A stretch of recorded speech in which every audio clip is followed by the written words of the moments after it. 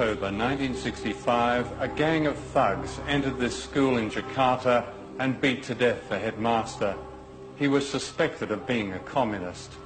His murder was typical of the slaughter of more than 1 million people, teachers, students, civil servants, peasant farmers.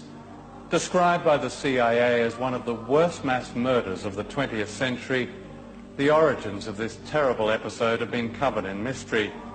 Certainly it brought to power General Suharto. But what is now emerging is the extent to which he was secretly backed by the United States and Britain and by Western business leaders.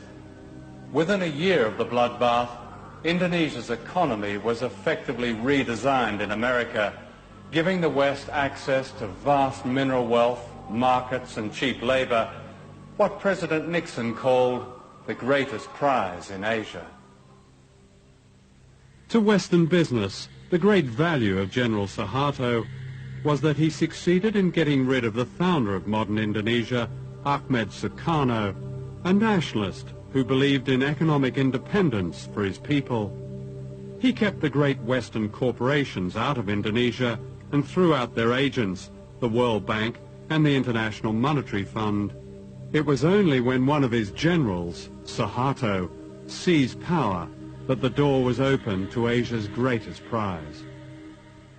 When the Suharto regime came in after the putsch, they were able to make a lot of the fact that they were calling the IMF and the World Bank back in. They were going to rescue them, you see, and British propaganda in particular made a lot of this. You know, the IMF was decent, and it was going to bring order, and everything was going to be lovely in the Indonesian garden.